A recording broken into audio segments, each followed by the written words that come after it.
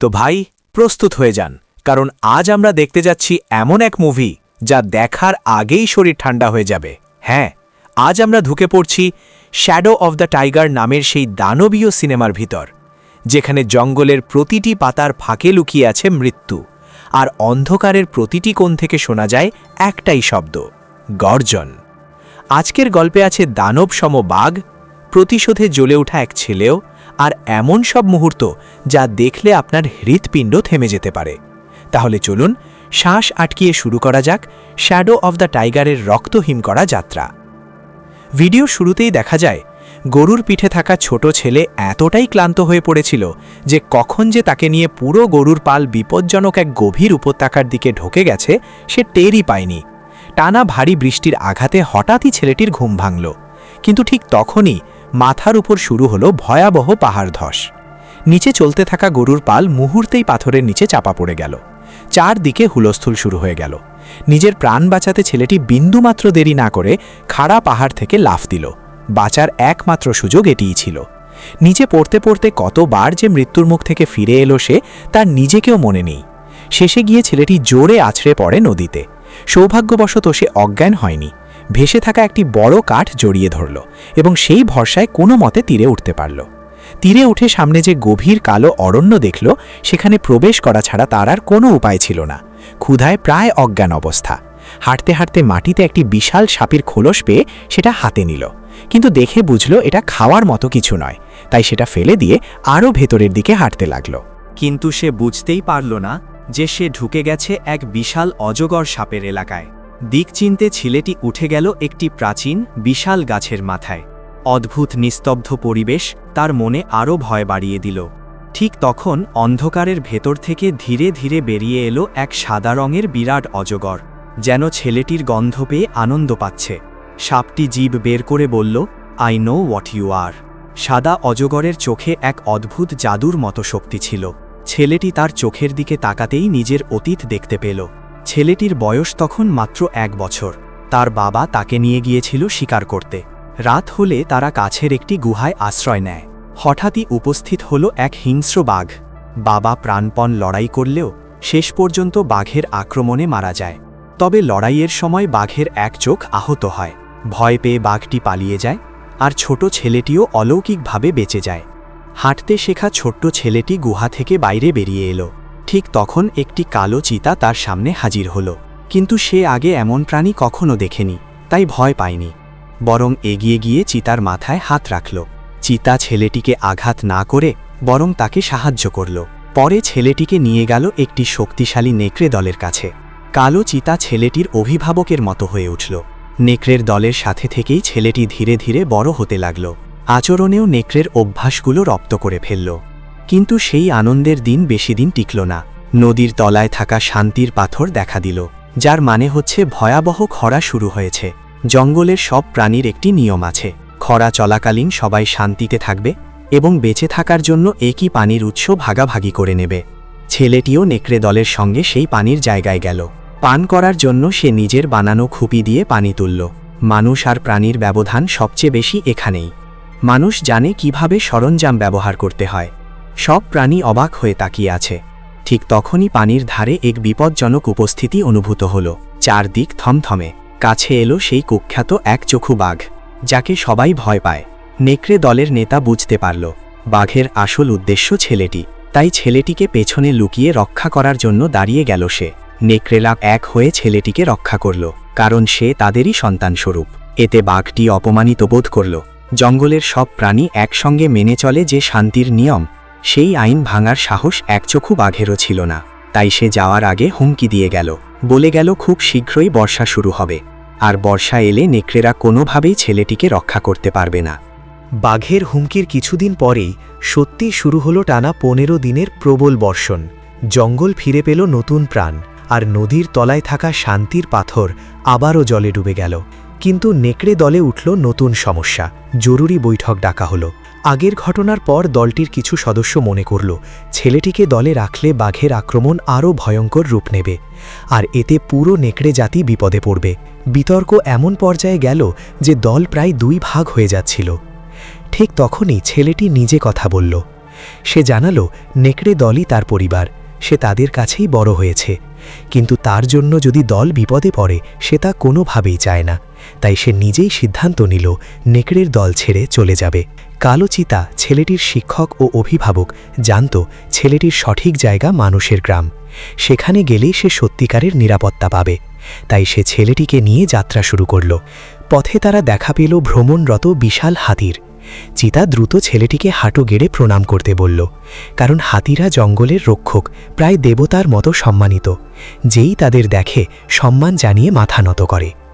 হাতিদের চলে যাওয়ার পর তারা আবার পথ চলতে লাগল, কিন্তু একটি তৃণভূমিতে পৌঁছতেই চিতা টের পেল মরণ ফাঁদ তাদের সামনে দাঁড়িয়ে আছে। ঠিকই সেই একচক্ষু বাঘ। চিতা দ্রুত ঝাঁপিয়ে পড়ল, কিন্তু তার শক্তি ছিল গতি আর বাঘের শক্তি ছিল বল। খুব অল্পক্ষণেই চিতা বাঘের ধারালো থাবার আঘাতে জ্ঞান হারালো। ছেলেটি পালাতে শুরু করতেই বাঘ পেছন থেকে তীব্র গতিতে ধাওয়া করল, আর মাত্র কয়েক কদম দূরেই বাঘ তাকে ধরে ফেলত। ঠিক তখনই একদল উন্মত্ত বুনো মহিষ এসে বাঘকে ধাক্কা মেরে দূরে সরিয়ে দিল। এই সুযোগে ছেলেটি লাফ দিয়ে পড়ল নিচের কাদামাটির খাতে। মাথার ওপর দিয়ে মহিষের হুড়োহুড়ি তাকে কিছুটা সময় দিল বাঁচার জন্য, কিন্তু উপরে দাঁড়িয়ে থাকা বাঘের চোখে স্পষ্ট মহিষেরা চলে গেলেই সে নেমে এসে ছেলেটিকে মেরে ফেলবে। পালানোর আর কোনো পথ না দেখে ছেলেটি সাহস জুগিয়ে দৌড়ে উঠে ঝাঁপ দিল একটি দৌড়ানো মহিষের শিং ধরে। কোনো মতে ধরে মহিষের গতি ব্যবহার করে সে ওই জায়গা থেকে পালাতে সক্ষম হলো। রাগে পাগল বাঘ এবার সোজা চলে গেল নেকড়ে দলের কাছে। সে ভেবেছিল ছেলেটি ফিরে এসেছে সেখানে, কিন্তু নেকড়ে রাজা জানালো ছেলেটি তো মানুষের গ্রামে যাচ্ছে।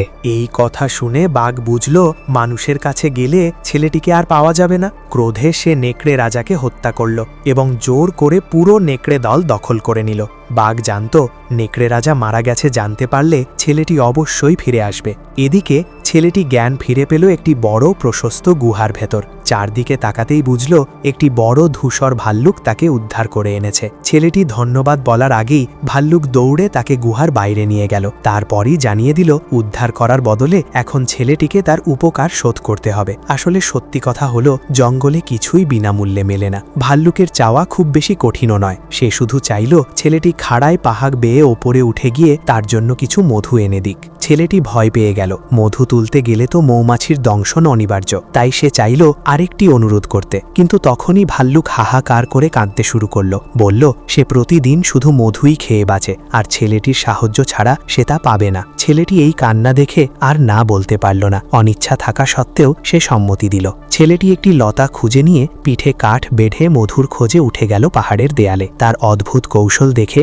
আশপাশের ছোট প্রাণীগুলো জড়ো হয়ে গেল দেখতে। মধুচাক বেশ শক্ত ছিল। ছেলেটি কাঠ দিয়ে বারবার আঘাত করলেও চাক নড়ল না। মৌমাছিরা দল বেঁধে আক্রমণ করল। কাঠ হাত থেকে ছিটকে পড়ল, কিন্তু ছেলেটি থামল না। এবার সে পা দিয়ে লাথি মারতে শুরু করল। অবশেষে প্রচুর চেষ্টা করার পর চাকটি খুলে নিচে পড়ে গেল।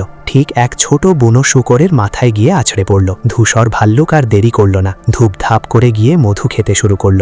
এমনকি শূকরের গায়ে লেগে থাকা মধুও চেটে ফেলল। ছেলেটি পুরো শরীরে দংশনে ভরা, তবু মানুষের উপকার শোধ করার আনন্দে সে মধু নিয়ে নিজের ক্ষতস্থানে লাগিয়ে নিল এবং চলে যাওয়ার প্রস্তুতি নিল। ভাল্লুক বুঝল ছেলেটি দুর্লভ একজন বন্ধু, তাই তাকে থেকে যেতে বলল।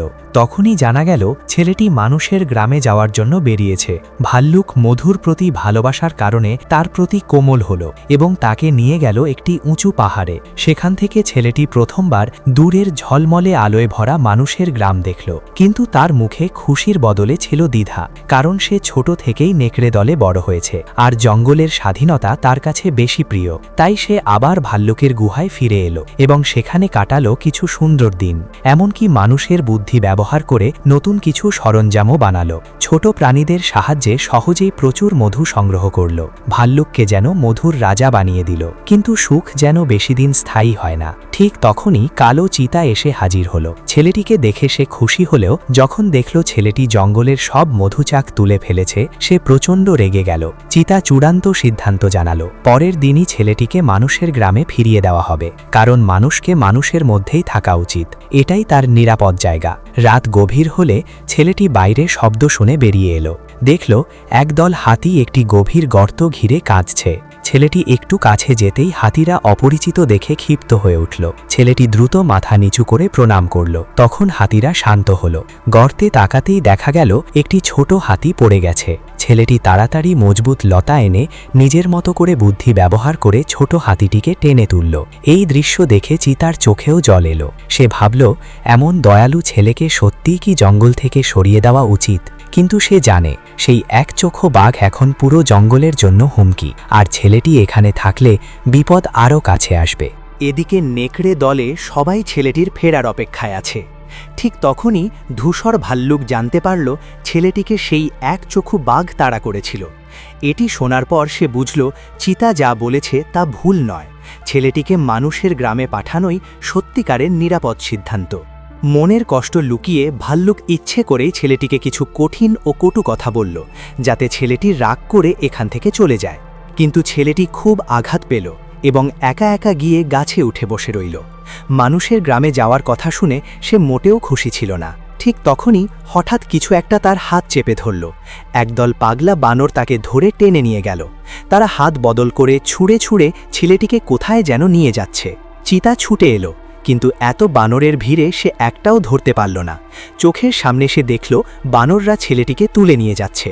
বানররা ছেলেটিকে ঘোর পথে টেনে নিয়ে গেল খাড়া পাহাড়ের ওপর দিকে। পাহাড়ের চূড়ায় পৌঁছতেই ছেলেটি দেখল সেখানে লুকিয়ে আছে এক বিশাল প্রাচীন প্রাসাদ।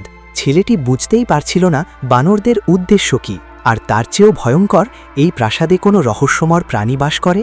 বানরদের তাড়ায় ছেলেটি বাধ্য হয়ে প্রাচীন সেই প্রাসাদের ভেতরে ঢুকল। কিছুক্ষণ পর চিতা আর ধূসর ভাল্লুকও সেখানে পৌঁছে গেল। ঠিক তখনই অন্ধকার থেকে একটি বিশাল হাত ছেলেটির পিঠের পেছন থেকে বেরিয়ে এসে মাটিতে রাখা ফলের এক মুঠো তুলে আবার ছায়ার মাঝে গিয়ে মিলিয়ে গেল। পরক্ষণেই অন্ধকারে শোনা গেল ভয়ঙ্কর চিবানোর শব্দ। এরপর গভীর অন্ধকার থেকে ভেসে এলো কর্কশ কণ্ঠ। সেই অদৃশ্য প্রাণী নিজের পরিচয় দিতে শুরু করল। আসলে এখানে থাকে এক বিশাল প্রাচীন রাক্ষসে বানর রাজা, প্রাসাদের একচ্ছত্র শাসক। এই বানর রাজাই তার অসংখ্য বানর সেনা দিয়ে ছেলেটিকে তুলে এনেছে। তার আসল উদ্দেশ্য খুবই স্পষ্ট। ছেলেটিকে দিয়ে সে চায় লাল আগুন তৈরি করাতে, অর্থাৎ আগুনের শক্তি। এ শক্তি পেয়ে সে চায় পুরো বন দখল করতে, সবাইকে ভয়ে ট্রেম্বলিং করে রাখতে। আর সে ছেলেটিকে প্রতিশ্রুতি দিল, যদি আগুন তৈরি করে দেয় তবে তাকে সে আজীবন রক্ষা করবে আর তাকে বাঘের হাত থেকে নিরাপদ রাখবে। কিন্তু ছেলেটি তো জঙ্গলে বড় হয়েছে, মানুষের আগুন বানানোর পদ্ধতি সম্পর্কে সে কিছুই জানে না। রাক্ষসে বানর যা মনে করল ছেলেটি ইচ্ছে করে তাকে ঠকাচ্ছে। সে প্রচণ্ড রেগে উঠল। ঠিক তখনই ধূসর ভাল্লুক প্রাসাদে ঢুকে পড়ল এবং অদ্ভুতভাবে নানা আজেবাজে কথা বলে বানরদের দৃষ্টি অন্যদিকে টেনে নিল। সুযোগ বুঝে চিতাও অদৃশ্য হয়ে পাশে এসে দাঁড়াল। ছেলেটি সঙ্গে সঙ্গে বুঝে গেল এটাই পালানোর সুযোগ। সে ধীরে ধীরে চিতার পেছনে অনুসরণ করে বেরিয়ে যেতে চাইল। কিন্তু ঠিক বেরোতেই এক বিরক্তিকর বানর তাকে দেখে চিৎকার করে উঠল। মুহূর্তেই পুরো বানর সেনা ছুটে এলো এবং পুরো প্রাসাদে হুলস্থুল বাঁধল। শব্দ শুনে বিশাল বানর রাজা আর বসে থাকতে পারল না। সে মহাকায় শরীর নিয়ে অন্ধকার থেকে বেরিয়ে এলো, এত বড় যে প্রাসাদের দেয়াল পর্যন্ত তার কাঁধ ছুঁয়ে ফেলল। চিতা ও ধূসর ভাল্লুক ছেলেটিকে যেতে বলল। তারা নিজেরা দাঁড়িয়ে রইল বানরের ঢেউ আটকাতে। ছেলেটি যখন সামনের প্রাচীন করিডোর দিয়ে দৌড়াচ্ছে, ঠিক তখনই রাক্ষসে বানর রাজা প্রধান মন্দির থেকে বেরিয়ে এসে তার পথ আটকে দিল। ছেলেটি মরিয়া হয়ে নেকড়ে দলের নাম উল্লেখ করে তাকে থামানোর চেষ্টা করল, কিন্তু বানর রাজা উপহাস করে বলল, নেকড়ে রাজ তো অনেক আগেই বাঘের হাতে মারা গেছে। এ কথা শুনে ছেলেটির মাথা ঘুরে গেল। সে আর থামল না, দৌড়ে পালাতে লাগল। রাক্ষসে বানর রাজা পুরো প্রাসাদ কাঁপিয়ে ছেলেটির পেছনে তেড়ে গেল। আর বাইরে চিতা আর ভাল্লুক দুজনেই খাদ্য শৃঙ্খলের শীর্ষ শিকারী হলেও হাজার হাজার বানরের আক্রমণে তারা বিপদে পড়ে গেল। ঠিক তখনই ধূসর ভাল্লুক এক বিশাল গর্জন দিয়ে পুরো বানর দলকে পিছু হাঁটালো। অন্যদিকে ছেলেটা তখন বিশাল সেই গরিলা রাজার মৃত্যুর হুমকি মাথায় নিয়ে চারপাশের সরু পথ আর ভাঙা দেয়ালের ফাঁক ব্যবহার করে চরম এক দারুণ চাকলাদার এড়িয়ে চলায় লিপ্ত। বিশাল দেহ নিয়ে গরিলা রাজার পক্ষে ছেলেটাকে ধাওয়া করাই যেন অসম্ভব। সে যখনই সামনে ধাক্কা দিচ্ছে, চারদিকের পাথরের স্তম্ভ একের পর এক ভেঙে পড়ছে। পুরো পুরনো প্রাসাদটা কেঁপে উঠছে, যেন এখনই ধসে পড়বে। ছেলেটা প্রাণপণে দৌড়ে যায় এবং ঠিক শেষ মুহূর্তে লাফিয়ে বাইরে বেরিয়ে আসতে সক্ষম হয়। আর গরিলা, সে নিজের বিশাল শরীর নিয়ে সরাসরি আটকে যায় দেয়ালের ফাঁকে। পরক্ষণেই মাথার ওপর থেকে নেমে আসা পাথরের পাহাড় তাকে পুরোপুরি চাপা দিয়ে ফেলে। এই দৃশ্য দেখে ভিতরে বাইরে সবাই থমকে যায়। সব যুদ্ধ থেমে যায়। হাজার হাজার বানর তাদের রাজাকে বাঁচাতে পাথর সরাতে ছুটে আসে। কালো চিতা আর বাদামি ভালুক দুজনেই দুশ্চিন্তায় ভেঙে পড়ছে। ঠিক তখনই গাছের ডালে দাঁড়িয়ে থাকা ছেলেটা দেখা দেয়। সে রাগে বিস্ফোরিত হয়ে চিতাকে জিজ্ঞেস করে, তুমি আগে কেন বলনি যে আমাদের নেকড়ে নেতাকে বাঘটা মেরে ফেলেছে? সত্যিটা জেনে আর কিছু ভাবার সুযোগ থাকল না। ছেলেটা ছুটে পালিয়ে অন্ধকার রাতের ভেতর হারিয়ে যায় আর শেষে পৌঁছে যায় মানুষদের গ্রামের কাছে। গরিলার মুখে লাল ফুল অর্থাৎ আগুনের শক্তির কথা শুনে সে চুরি করে একটি জ্বলন্ত মশাল হাতে নেয়। ভাবল এই আগুন দিয়েই আজ সেই দুষ্ট বাঘের শেষ করবে। কিন্তু মশাল থেকে পড়ে যাওয়া ছোট ছোট আগুনের স্ফুলিঙ্গ পুরো বনকে আগুনে ধরিয়ে দিল। উপরে থাকা ঈগল দ্রুত খবরটা ছড়িয়ে দিল। অল্প সময়েই সব প্রাণী নদীর ধারে জড়ো হতে বাধ্য হল। ঠিক তখনই ছেলেটা হাজির, হাতে আগুনের মশাল, মুখে জ্বালাময়ী চিৎকার, বের হয়ে আসো, আজই তোমার মৃত্যু হবে।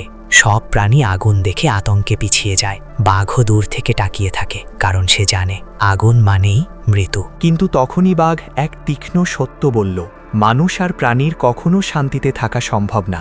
তোমাদের আগুনই এই বন ধ্বংস করবে। বাঘের কথায় ছেলেটা উত্তেজিত হয়ে যায়। একদম দ্বিধা না করে সেই মশাল নদীতে ছুঁড়ে ফেলে দেয়। কিন্তু এটাই ছিল ভয়ঙ্কর ভুল। আগুনের নিরাপত্তা হারিয়ে ছেলেটা পুরোপুরি অসহায় হয়ে পড়ে আর বাঘের ফাঁদে সরাসরি পা দিয়ে ফেলে। সৌভাগ্য যে এই সময়ে বাদামি ভালুক আর কালো চিতা ঝাঁপিয়ে পড়ে তাকে বাঁচাতে। তারপর নেকড়ের দলও পাশে দাঁড়ায়। পুরো বন যেন মুহূর্তেই দুই ভাগে বিভক্ত। বাঘ ক্ষিপ্ত হয়ে ওঠে, কারণ সে কখনো সহ্য করবে না কেউ তাকে চ্যালেঞ্জ করুক। প্রথম আক্রমণেই সে ভালুককে চেপে ধরে মাটিতে ফেলে দেয়। নেকড়েরা ঝাঁপিয়ে পড়ে সাহায্য করতে, আর ছেলেটাও দৌড়ে এগিয়ে যায়। কিন্তু চিতা তাকে থামিয়ে দেয়। তুমি নেকড়ে নও, মাথা ব্যবহার কর, মানুষ হিসেবে ভাবো। এই কথাতেই ছেলেটার মাথায় বজ্রপাতের মতো একটা বুদ্ধি আসে। সে দৌড়ে পালিয়ে যায় জ্বলন্ত বনের দিকে। বাঘ পিছন পিছন দৌড়ে আসে আর সামনে ছেলেটা দেখতে পায় একটি জ্বলন্ত শুকনো গাছ। মনে মনে গড়ে তোলে তার জীবনের সবচেয়ে বড় পরিকল্পনা। ছেলেটা তখন দ্রুত কয়েক গাছি লতা কেটে শুরু করল তার শেষ ভাত পাতা। কিন্তু সে ভাবতেও পারেনি বাঘটা এত দ্রুত গাছে উঠতে পারে। দুষ্টু বাঘ মুহূর্তেই কাণ্ড জাপটে ঝড়ের গতিতে ওপরের দিকে উঠে এলো। ছেলেটা বাধ্য হয়ে একটা সরু ডালের ওপর উঠে দাঁড়ালো আর মুহূর্তেই পাশের গাছে লাফ দিল।